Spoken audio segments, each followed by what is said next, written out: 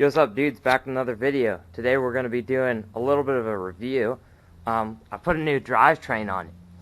Yeah, that's right. So instead of going with SRAM or a higher-end Shimano, I actually decided to go with Box. Couple reasons. I'm super biased because I watch Seth's Bike Hacks, and I know a lot of people do. And he ran the Box 2 Prime 9 on his hardtail. And now he's running SRAM GX, but yeah, I decided to go with the e-bike version because it's a little tougher and generally has a little bit more material than the regular one and lasts a little longer. And that's probably good for people who don't treat their drivetrain very nicely.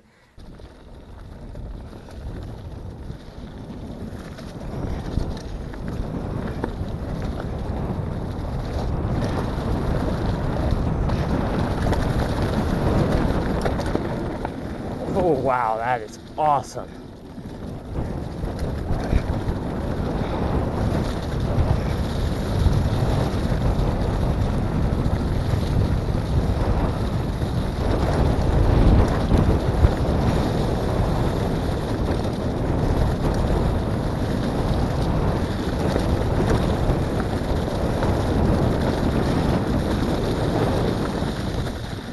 As you can see, I've already directly impacted that thing into a rock. So I was riding on an off-camber rock section, and my rear tire slipped out, and it impacted that rock on the ground. So a little bummed out at first, but then I realized it didn't break, so I was like, yes. So from experience, this thing is really tough, and it's pretty huge. I'm not really concerned about weight, but when I felt this thing, it's pretty light. I don't know why people are complaining. Maybe if I feel like SRAM GX or X01 or XX1, then maybe I'll know why they say it's heavy. But for the average Joe, it's not very heavy. And of course, you can see that 50 tooth in the rear. That thing's massive. Makes climbs actually kind of enjoyable, which is nice. Here's the and also I got a sticker with it. Came with a little sticker. In the box. In the box, yeah, that's funny. Yeah, so it came in I think it came in the derailleur box. The shifter box is in there, and the chain box is in there. But put that to the side here. Let me just get this to focus. Yeah, there's the shifter right there. Box 2E. So the only difference with the shifter is it's only a one-click downshift instead of 3. People make a big deal about this, but, you know, it really doesn't matter all that much. And another look at that sticker there. Got the box stickers going.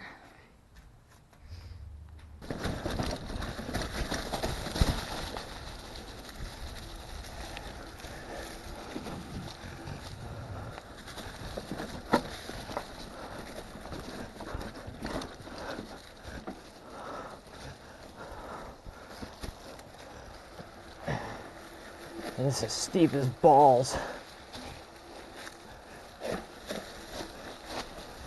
Oh, there it is.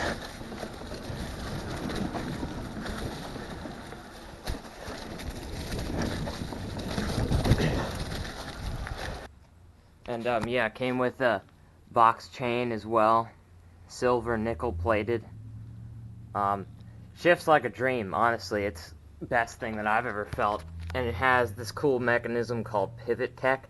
So if the derailleur is impacted at the cable stop, or even like right here, it'll pivot, which is kind of cool.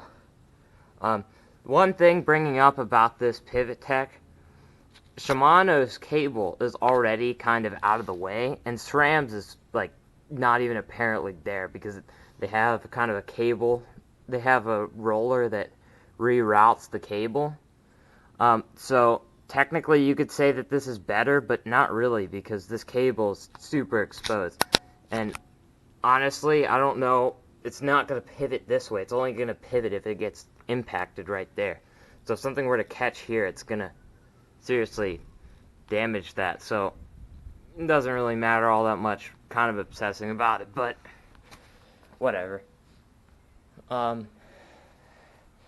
Yeah, I'm probably going to be putting some clips up on the screen of me riding this thing, but the upshift, you can press it either this way, let me downshift that again, or this way. So it's just like most drivetrains, as you could see that action.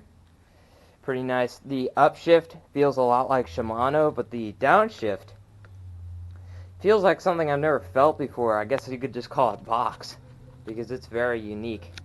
It's kind of clicky, but it's very light, so it's like a SRAM. SRAM has kind of like a mushy feel, which I hate. In personal preference, I like Shimano a lot more.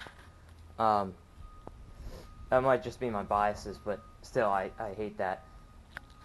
But, yeah, everything seems to work pretty well. No random clicking noises. It works really well. I mean, the clutch on this thing it's pretty awesome. Let me show you how this works. So, it's a limited slip tri-pack.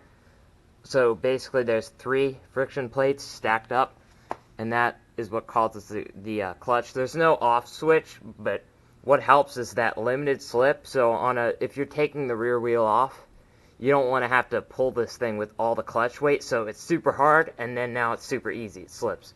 That's what that limited slip means. But, yeah, it's how you get your rear wheel off without having to struggle a lot. And then you got your adjustment screws.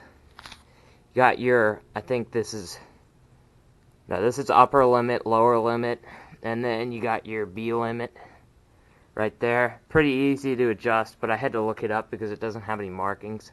Wish that was a little better, but yeah, I also put this little chainstay protector on. I think it just looks cool. Not very functional because this thing doesn't chain slap in the least.